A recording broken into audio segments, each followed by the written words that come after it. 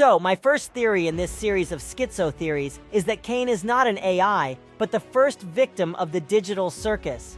Right now, this might seem like a stretch, but hear me out here. Now we need to delve into the themes and sources of inspiration. We all know that the series has a clear inspiration from I Have No Mouth and I Must Scream.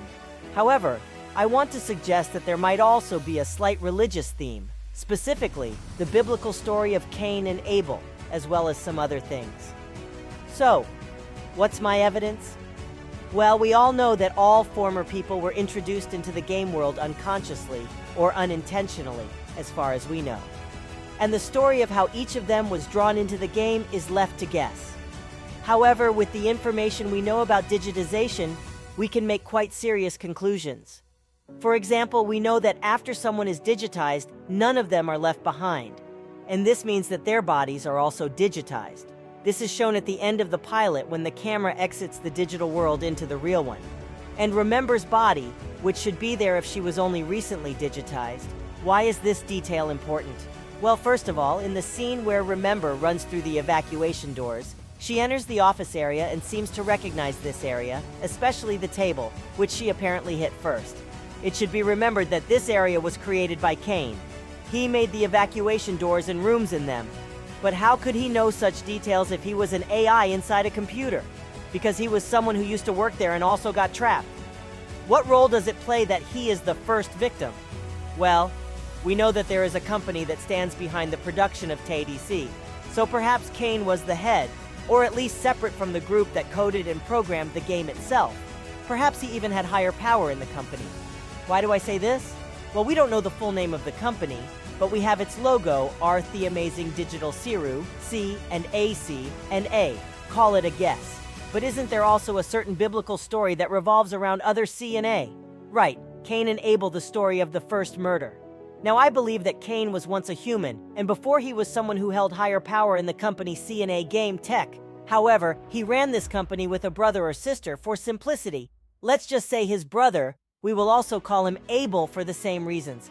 Now, perhaps the brother and sister both did not participate in the creation of the TDC game, and to really highlight their game, they used virtual reality technology, which, since the action takes place in 1995, was still in the embryonic stage, and was seen as a way to the future and ahead, which would have established them as an important milestone, and not only. However, perhaps Cain and Abel have creative differences, or perhaps Abel is more business-oriented, while Cain was more passionate about the gameplay, or maybe, as in the original story, it was just jealous because of the lack of recognition, while the other was appreciated.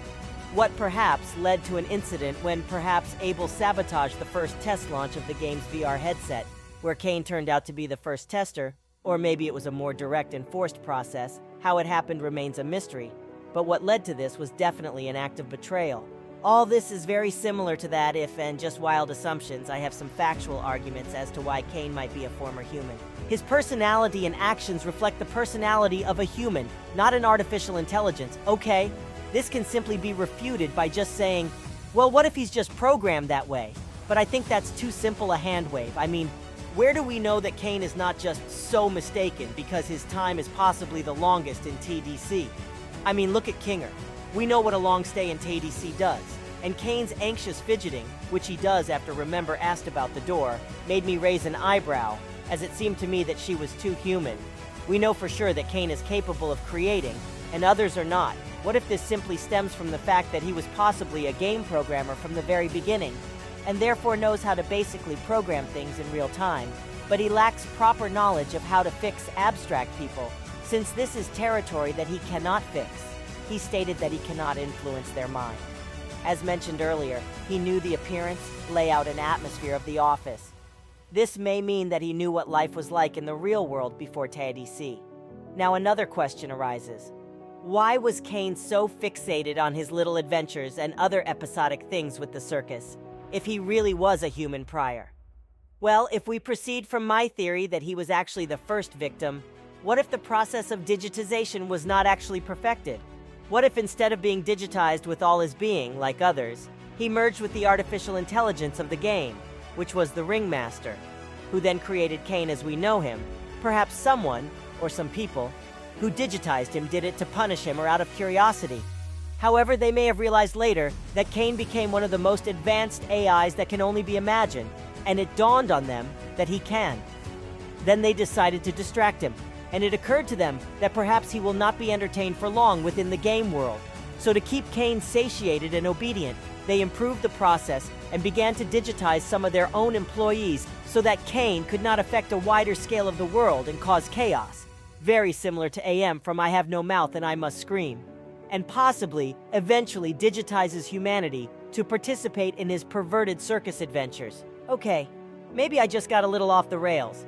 Anyway, this was my structured theory of the digital circus. So, we know about religious themes such as Cain and Abel, which seem to be commonly used as abbreviations in the office logo. But can we talk about the fact that Remember might eventually die as a result to free the sinners, abstracted, from banishment to hell, basement?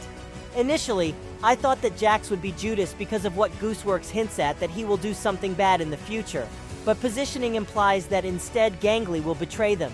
Also note that when concept art and renders were released, Remember is literally depicted on a cross. The simple answer, there is a headset next to him. Remember states that she put on a strange headset and is afraid that she cannot take it off. The computer reminded her of what she did to get into the circus. While she was being reminded of what she did, she noticed that the headset was neatly placed on the table. She put 2 and 2 together and realized that she did take the headset after all. She still controls her body, but her mind is forever locked in the digital circus. Jax will betray Remember, or another member of the TADC cast. I've seen a lot of people comparing TADC with Christian motifs concepts. Examples. The final scene of TADC with Remember sitting in the middle of the table with the other actors next to her, and The Last Supper. The CNA logo at the exit from the office utility rooms possibly refers to Cain and Abel from the Bible. Well, I would like to throw my hat in the ring and make a vague prediction that Jax will mirror the role of Judas in TADC and eventually betray Remember or another participant out of selfish considerations. Why? Well, in Leonardo's painting, The Last Supper, one of the distinguishing features of Judas is that he sits at the table, leaning further than everyone else and putting his head on his hand. Looking back at the final scene, Jax switches from a talkative pose to a lean towards Remember, putting his head on his hand. This is also not entirely out of the blue, considering all the posts by Gooseworks about how Jax gets worse as the show continues, as well as characteristics already shown in the pilot series.